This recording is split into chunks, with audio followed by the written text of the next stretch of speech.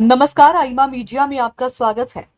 चीन ने बीते गुरुवार को पाकिस्तान और बांग्लादेश के विदेश सचिवों की त्रिपक्षीय बैठक की मेजबानी की है, जिसकी जानकारी दुनिया को 2 दिन बाद हुई। स्पष्ट एवं स्वाभाविक रूप से यह घटनाक्रम भारत के नजरिए से रणनीतिक एवं कूटनीतिक रूप से भारत के राष्ट्रीय हितों के लिए चुनौती है। चुनौती तो यह अमेरिकी हितों के लिए भी है, किंतु दिलचस्प इसलिए भी है कि जिस वक्त अमेरिकी राष्ट्रपति डोनाल्ड ट्रंप मुनीर के साथ लंच कर रहे थे, ठीक उसी वक्त पाकिस्तान चीन के नेतृत्व में बांग्लादेश के साथ त्रिगुट मजबूत कर रहा था। दरअसल तीनों देशों ने बैठक ऐसे वक्त की जब भारत के रिश्ते तीनों से तनावपूर्ण हैं। चीन के पुंडान प्रांत के वोनमिग शहर में संपन्न हुई इस बैठक में चीन के उप विदेश मंत्री सुन वेइरोंग, बांग्लादेश के कार्यवाहक विदेश सचिव सहुल आलम सिद्दीकी और पाकिस्तान की विदेश सचिव आमना बलोच वीडियो लिंक के माध्यम से शामिल हुई। चीनी विदेश मंत्रालय के अनुसार इस बैठक में तीनों देशों ने व्यापार एवं निवेश, स्वास्थ्य और शिक्षा, समुद्री मामलों और क्षेत्रीय संपर्क के साथ साथ बहुपक्षीय सहयोग बढ़ाने पर सहमति जताई है। बैठक के दौरान यह भी तय किया गया कि एक कार्य समूह बनाया जाएगा जो इस बैठक में बनी सहमतियों को लागू करने पर काम करेगा। चीनी विदेश मंत्रालय के बयान में यह भी कहा गया कि ये त्रिपक्षीय सहयोग किसी तीसरे देश के खिलाफ नहीं है और सच्चे बहुपक्षवाद और खुले क्षेत्रीयवाद को बढ़ावा देता है। चीन का विदेश मंत्रालय कुछ भी कहे, किंतु वास्तविकता तो यह है कि वह अपने लिए समुद्री मार्ग को निर्बाध करने में ही जुटा है। यदि चीन के लिए पाकिस्तान के ग्वादर और बांग्लादेश के चटगांव बंदरगाह तक पहुंच मिल जाती है और श्रीलंका का हम्बन तोता बंदरगाह तो उसने पहले ही पट्टे पर ले लिया है, तो भला भारत को घेरने के लिए उसे और क्या चाहिए। चटगांव बंदरगाह पर पाकिस्तान के 2 जहाज नवंबर 2024 से आ चुके हैं। इसका मतलब है कि चीन, पाकिस्तान और बांग्लादेश चाहते हैं कि भारत की पहुंच बंगाल की खाड़ी में कमजोर पड़ जाए। भारत चीन और पाकिस्तान से अलग अलग तरीके से कूटनीतिक एवं रणनीतिक संघर्ष करता ही रहा, किंतु पिछले वर्ष अगस्त 2024 जब से शेख हसीना ने बांग्लादेश छोड़ा है और मुख्य सलाहकार मोहम्मद यूनुस ने बांग्लादेश की सत्ता संभाली है, तभी से नई नई खुराफात करने में लगे हैं।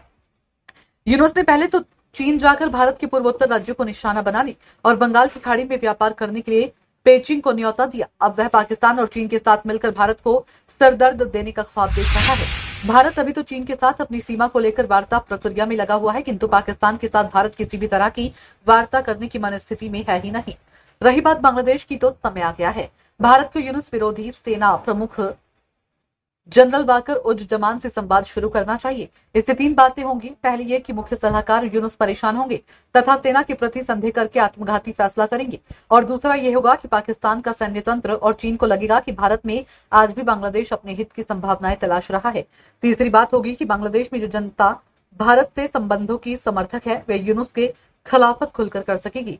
बांग्लादेश को लेकर भारत की चिंता का सबसे बड़ा कारण यह है कि उसकी अर्थव्यवस्था जो अगस्त 2025 से पहले सुदृढ़ थी, अब वह लगातार गिरावट की ओर अग्रसर है। शेख हसीना के कार्यकाल में बांग्लादेश की अर्थव्यवस्था और राजनीतिक स्थिति दोनों स्थिर एवं सुदृढ़ थी, किंतु 2024 से 25 में यानी उनके जाने के बाद मंदी का सामना कर रही है। एशियाई विकास बैंक के अनुसार वित्त वर्ष 2025 में जीडीपी वृद्धि दर घटकर 3.9% रहने का अनुमान है, जो 2024 में 4.2% थी। विश्व बैंक के अनुसार 3.3% तक की वृद्धि का अनुमान है। इस मंदी की कई वजहें हैं, जिसमें वैश्विक अनिश्चितता, आपूर्ति श्रृंखला में व्यवधान और घरेलू आर्थिक चुनौतियां शामिल है।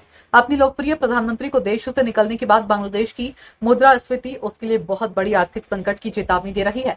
इससे इस बात की आशंका बढ़ गई है कि यूनुस अपने आर्थिक मामलों में भारत से तो मदद मांगेंगे नहीं, बल्कि वह चीन और पाकिस्तान को ही अपना संकट मोचक मानकर उन्हीं पर विश्वास करके उनसे अपेक्षा करेंगे और इसी तरह त्रिपक्षीय बैठकें करके भारत को चिढ़ाएंगे। भारत को रक्षा क्षेत्र में इसी तरह आत्मनिर्भरता एवं आर्थिक विकास की गति कायम रखनी होगी तथा पड़ोस के तीनों दुश्मनों का सामना करने की क्षमता भी पैदा करनी होगी, क्योंकि हमें उन्हीं तीनों पड़ोसियों के साथ सजग होकर रहना है।